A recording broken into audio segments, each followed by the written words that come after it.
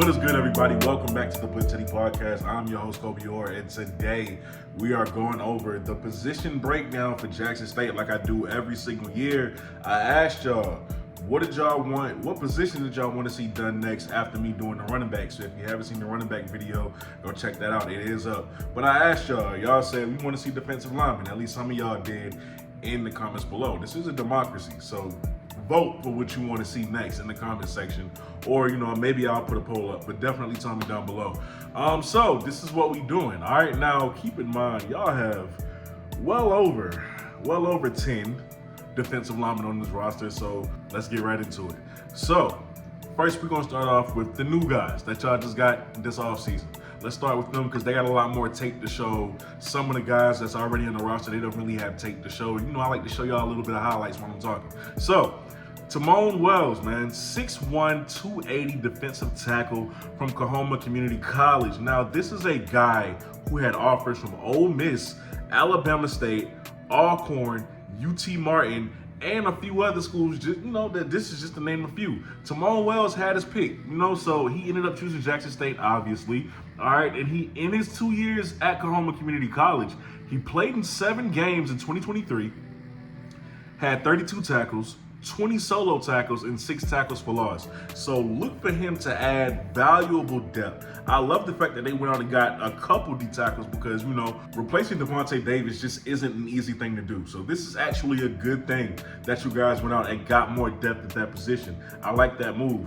Now, next up, we got Kazarius Bowie, 6'1", 265 pounds, and he is another defensive tackle coming from the JUCO ranks, Mississippi Community College, where in 10 games last season, he totaled 20 tackles and 2 sacks. Listen, you don't have to have, very rarely will you see a defensive tackle stuff the stat sheet. That's not really what the position is unless he's getting a lot of work up the middle. It's just not what it is. 20, 30 tackles, that's decent, okay? What he does, you really just got to pay attention to the film. What he does is stuff runs. He disrupt plays. That's all you need him. That's all you really need him to do.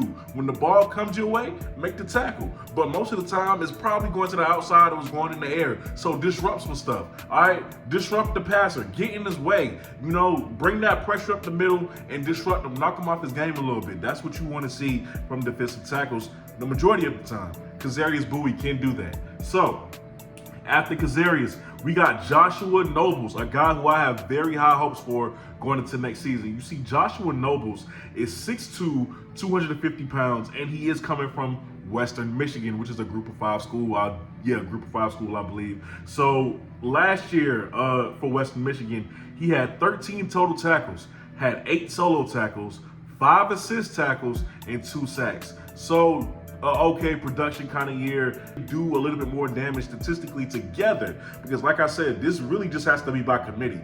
One person doesn't have to go off. As a matter of fact, out of all of these guys, statistically, Jeremiah Williams has the best stats, and we'll talk about him later on in the video.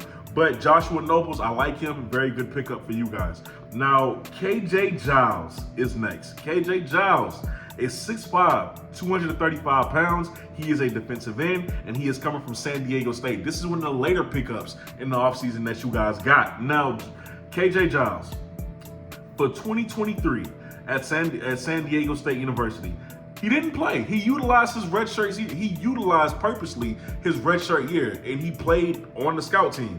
So that's just that. He didn't play. He chose to utilize his redshirt year. So now you guys got him for a year longer. Okay, so that's that. Before that, he was at Hocking Community College, and at Community College, he played in 9 games, had 17 tackles, 12 solo tackles, and 3 sacks. Now, next up, we got John Brown Jr. John Brown Jr. coming from McNeese State, 6 foot, 258 pounds, and he is a defensive end. Clearly you can tell by the size, right? So at Mississippi Gulf Coast, he was actually pretty successful. This kid was a second team all-conference player, and that earned him a scholarship at McNeese. So he goes to McNeese, and he has about 15 total tackles, 5 solo tackles, 10 assist tackles, and a forced fumble. But the year before, his last year at community college, he had 38 tackles, 2.5 sacks, 4.5 tackles for loss, 2 forced fumbles, and a pass deflection. So here's the hoping that he can recreate that same production at Jackson State. Now that he has a lot more depth, a lot of these guys you can really rotate in situations where their skill set fits them best, and you can just watch them go off. It really just has to be a committee for Jackson State. That's all it is. Not one person has to dominate. All right, you would love it, but not one person has to. So after John Brown Jr., of course, we got Mr. Philip Webb, okay? Guy made a lot of headlines when he committed last year because he was a former 5-star recruit, but you didn't see him on the field after the year 2021. I still don't know what happened with that. But Philip Webb, 6'5", okay? 265 pounds, played in all 11 games last year, 22 tackles, 14 solo tackles, 6 tackles for loss, and 3 sacks for Jackson State last season. Now let me say this, I do believe that next year should be the deciding year. I think last year, being that he hadn't played in so long, this was just a year to get his feet wet, to get him back used to playing ball, to get him in that mode. So now that he has that whole season back under his belt and a full offseason of training consistently, I think going into this next year, which I think is his last year of eligibility, he's going to put on a show. I think he has his legs back under him now. He has his bearings. So look for that next year. Look for a breakout season from Philip Webb. Now, after Philip Webb, we got Braxton Barney. All right, remember I talked about him in the recruiting class breakdown last year. So Braxton Barney is 6'3", 235 pounds. Going into his redshirt freshman year, and the reason why I say that is because he only played in one game last year, which was Texas Southern, and I don't think he recorded a stat. So you know how the rules goes in NCAA. All right, you can play in up to 4 games as a true freshman. If you go over that, you will burn your freshman status. But if you stop at 4 games, if you play under 4 games, you will retain a freshman status. So he gets to be a redshirt freshman, being that he only played in 1 game. You guys get him back. This is the kid from Madison Central, all right, who I really like. If you remember the breakdown from last year, I really like this kid's game, and I can't wait to see just how much he developed this offseason. Now that he's gotten a little bit older and he has a year of experience under his belt.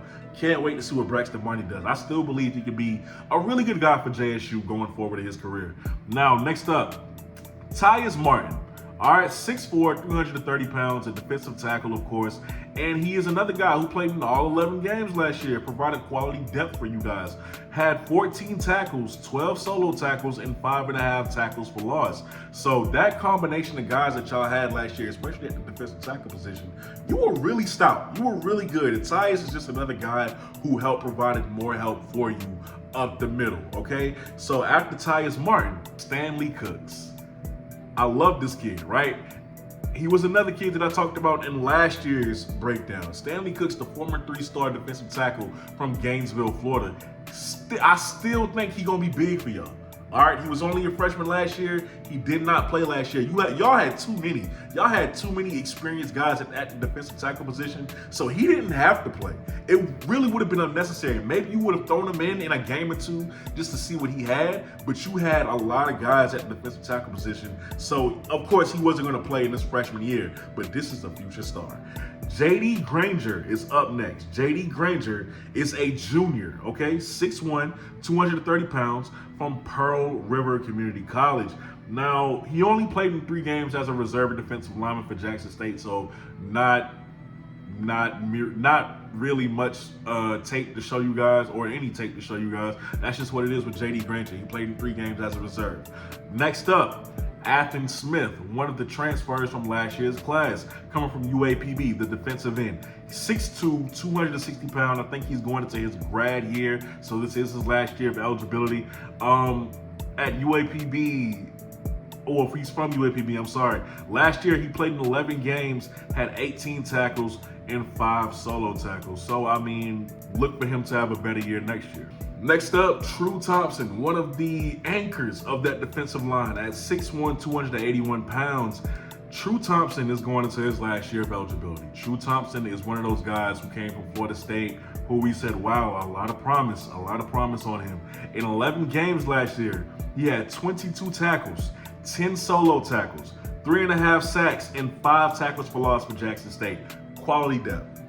Him and Devontae Davis together, they were really good. Tyus Martin being thrown in that mix, they were really good as a unit. So now without Devontae Davis, he'll get more opportunities, he'll get more snaps, and we'll see what happens. Now we're coming towards the end. We got 2 guys left, all right? Zion Walker, this is going to be really quick. 6'1", 190, going into his last year of eligibility. He did not play in 2023, okay?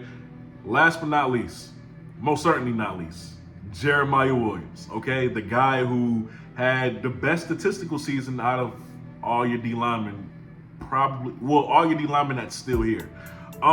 Jeremiah Williams, 6'3", 285 pounds. Y'all know what he does. He's a beast, okay? Had 3 sacks, played in all 11 games, had 45 tackles, 20 solo tackles, and 55. Jeremiah Williams is a guy.